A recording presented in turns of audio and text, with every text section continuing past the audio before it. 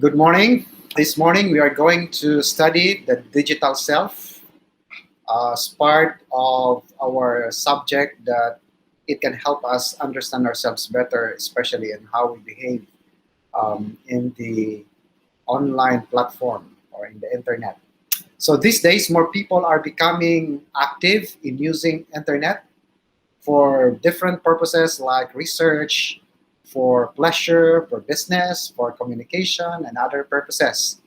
Indeed, internet is a great help for everyone, and it makes the world, smaller because of this internet. Because even though you are in other parts of the world, still you can have that communication that you need through internet. On the other hand, people assume different identities while in cyberspace.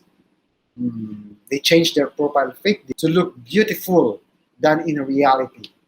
So people act differently when they are online and offline, and there are many good things and negative things happening in the internet.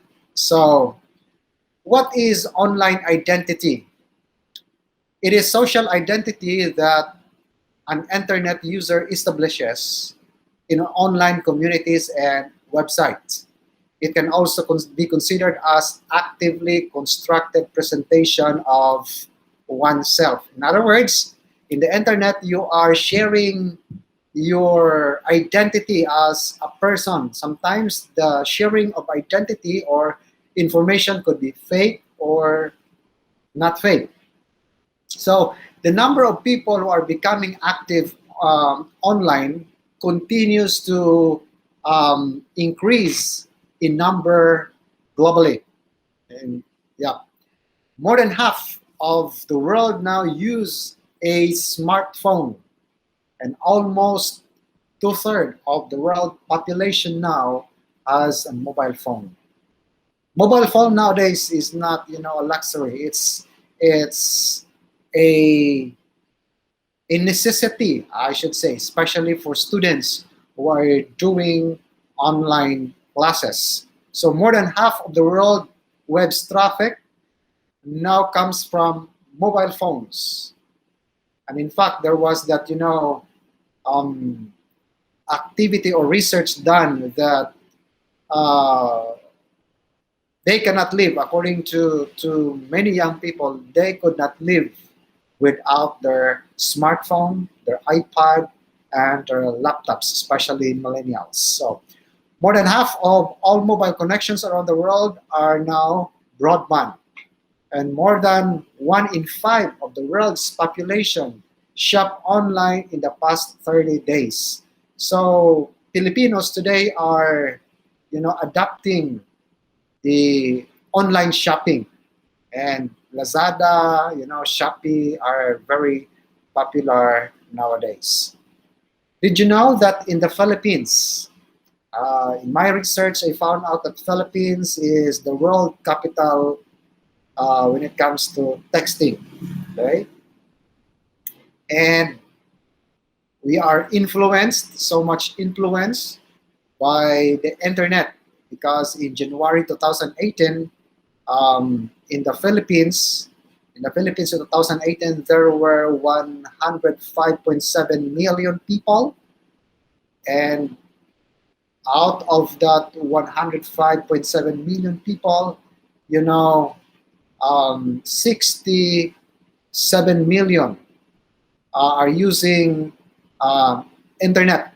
It's very alarming. That's 70 or 67 people using internet, and about also 67 million Filipinos are active in using social media, just like Facebook, Instagram, Twitter, and 60 million or 61 million of um, Filipinos have that unique mobile users, and 62 million or 59%, they are active mobile social users. So In other words, people or Filipinos today are um,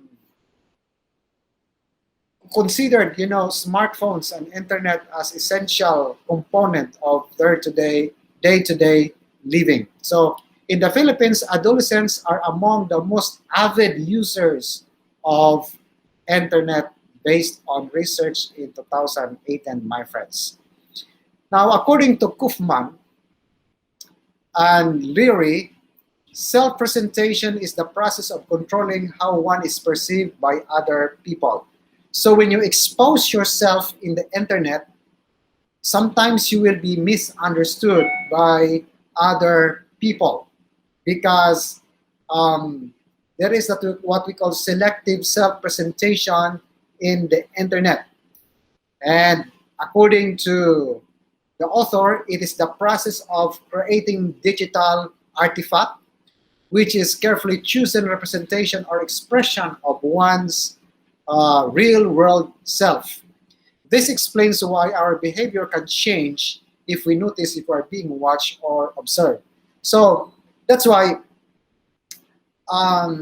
in our introduction, I mentioned that people behave differently when they are online and offline. Because Filipino culture, we are so conscious of what others may say about us.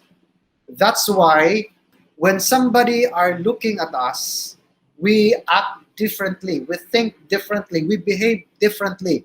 But when we are alone, we are also acting differently when no one is observing us. That is what we call selective self presentation, and it happens also in the internet. So we are so cautious of what we are going to post in the internet because we are afraid that we will be misunderstood by others. Okay, so that is what we call selective self presentation. Now, what is impression management? It is a conscious or subconscious process in which people attempt to influence perception of other people about a person, object, or event. At this was applied in face-to-face communication or interaction if applied in computer-mediated communication. Now, real identity versus online reality. In an effort to construct positive image and create a good impression in the digital world, we gradually lose ourselves along the way. Sometimes we want to project to other people that we are very good, we are beautiful. That's why, in our profile pic, we try to filter our pictures so that we will become more attractive. But in reality, we lose our identity. In the process, we lose our identity because we are giving false information about ourselves. It's a fake, information. Sometimes we give to other people. So there is that what we call real identity versus online reality. This led us to ponder the following questions. Who are you when you are online? Are you the real you when you are online? If not, who are you? Are you living in insta-lie or reality? So let's try to evaluate ourselves because if we have dual identity, if our identity online is totally different when it's offline, then there is that we call, struggles within ourselves. And if we continue on that dual identity, not being you, not being the real you, whether you are online or offline, you are in the state of stress. In other words, you are not yet established of who you are and what is your purpose while you are here on earth. So it's really a temptation when you are in media to give that insta lie. All right. So the rise of social media has meant that we as global population are more connected than we never been in the history of time. So in other words, our time today we belong to most connected people. Most connected people, but most disconnected people. What does it mean? Connected, that we are connected virtually in the social media platform, but the connection is superficial. Take note of that. The connection is just superficial.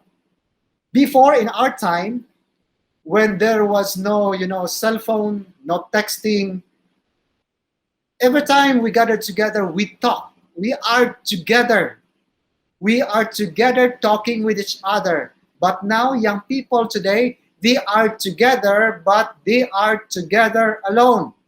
They are in the group, but they are not talking with each other because they are busy. Most of the time, they are busy in their smartphone. So they are together, but alone together.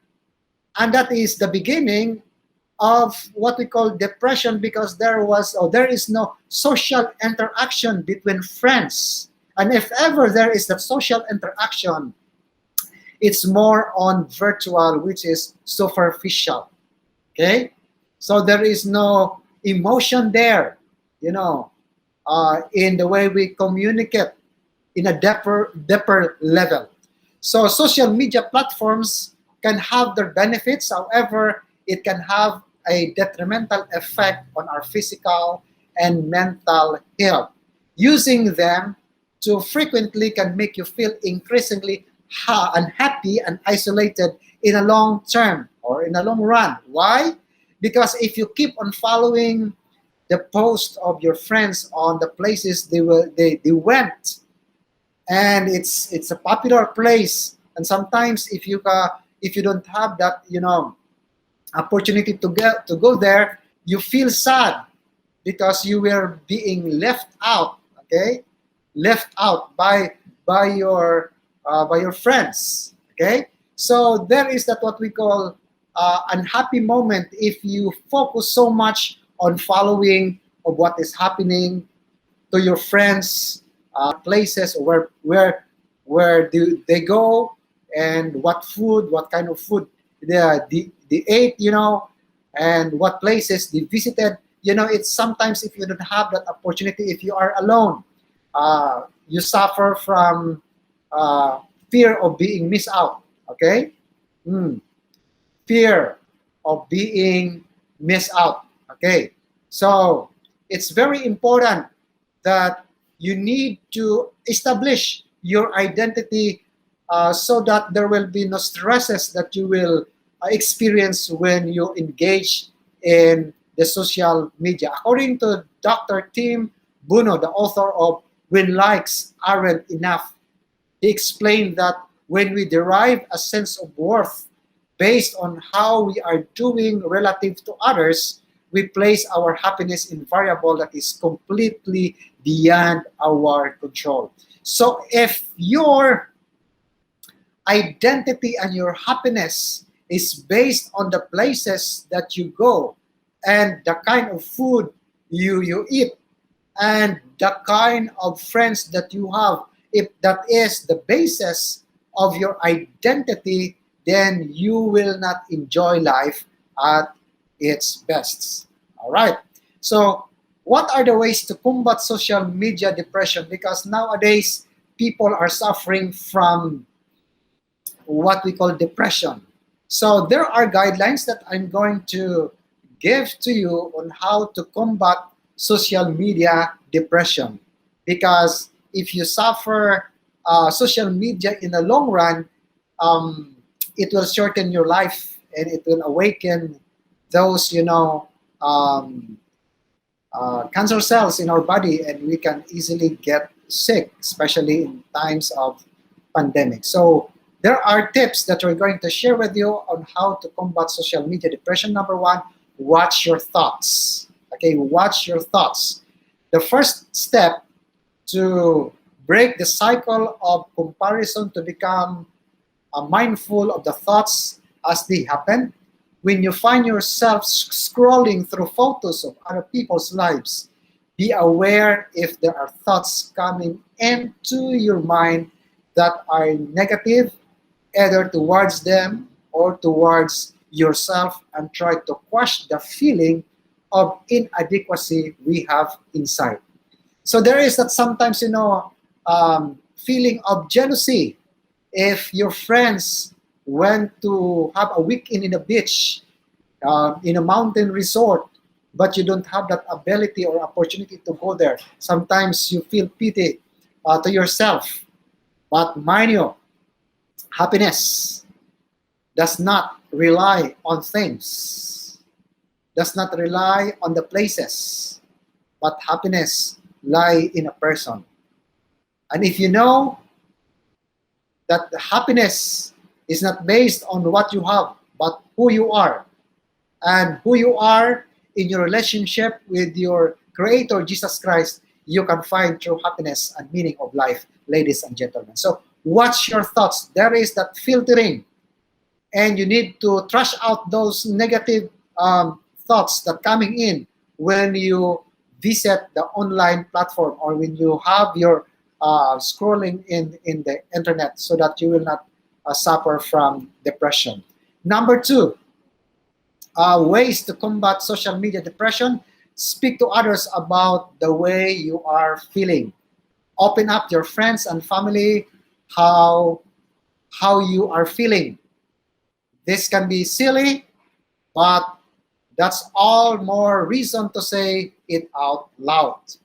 Often in our minds, we make things out to be a lot worse than that they are in reality. So if you can mention to a friend about a feeling a bit crappy after seeing someone else tropical holiday online, you might find they understand, or even you went on not so long ago that you have forgotten all about it.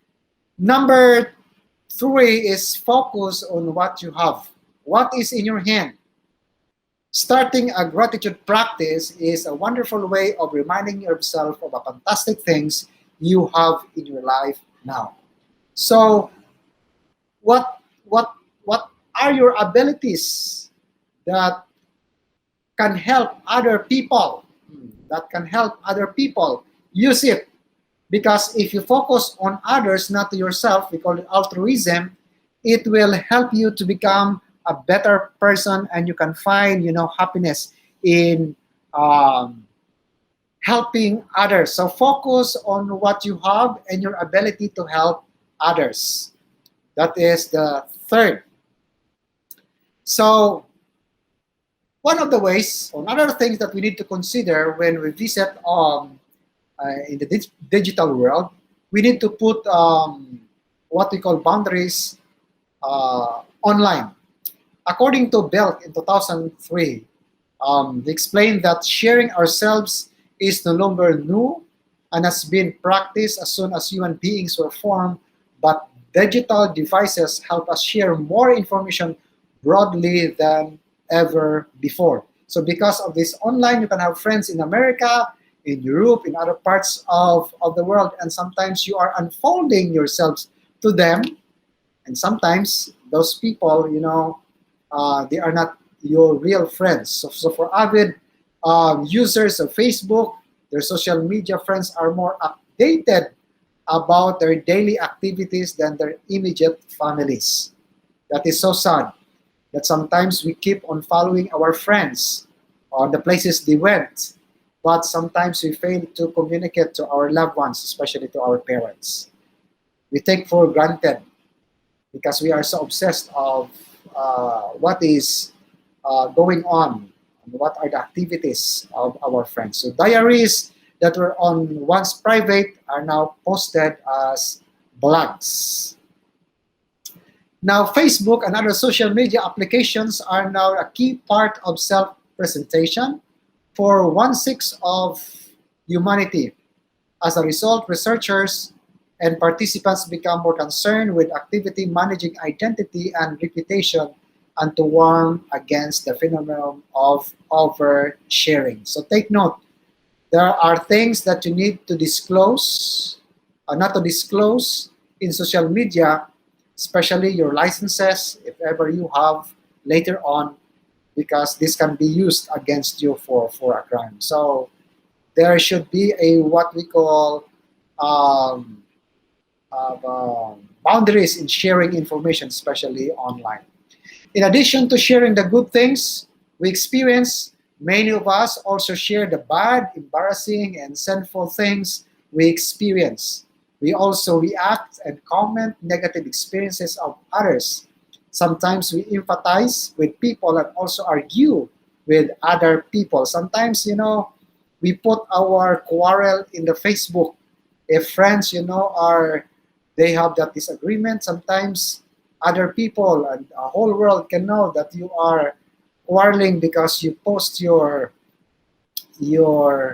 hinanaing, your ill feeling towards others in the Facebook, of which that is very unhealthy, ladies and gentlemen.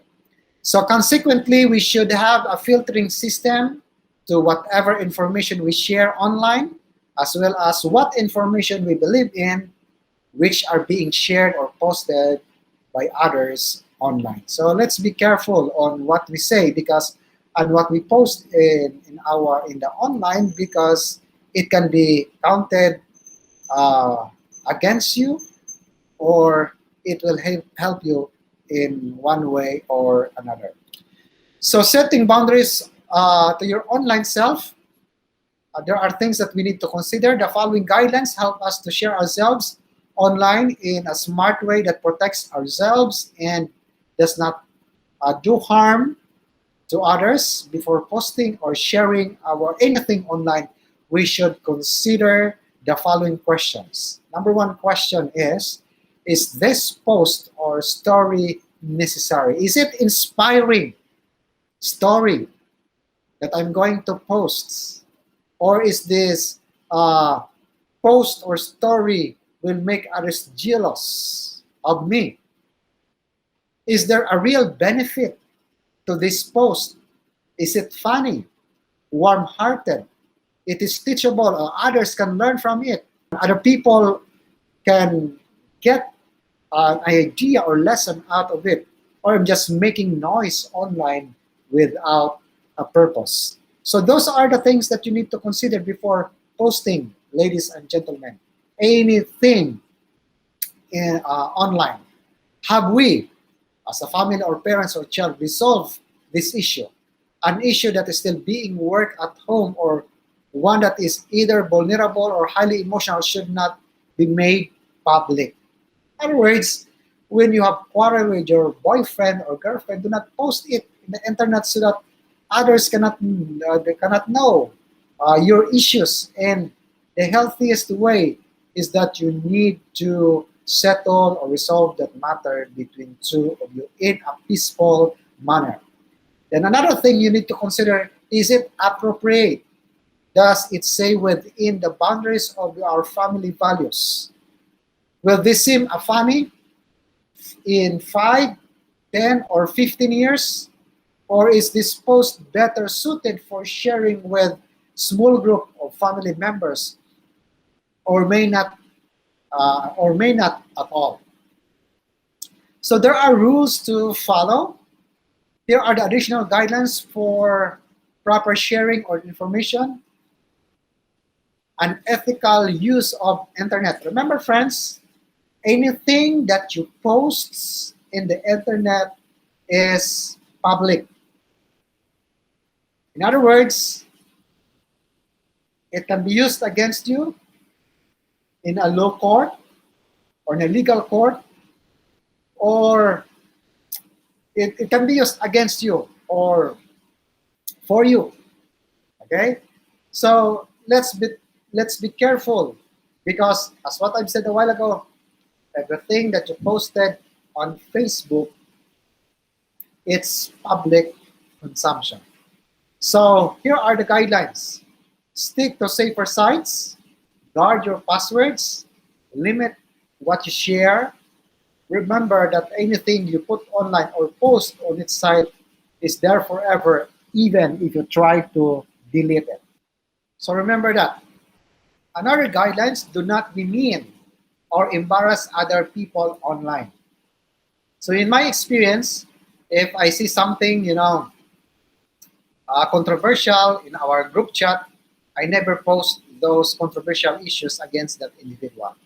I rather and I prefer to contact that person privately and discuss the matter and express my opinion in private manner. I PM that person. So do not be mean or embarrass other people online because Filipino culture hiya is very powerful cultural traits. And if the person is napahiya, he will also make his or her best that we will put you in embarrassing situation also. So take note of that. Always tell if you are strange or bad online behavior. So be choosy about your online friends and always be patient. Those are the things that you need to consider when you are doing online scrolling or when you enter into a digital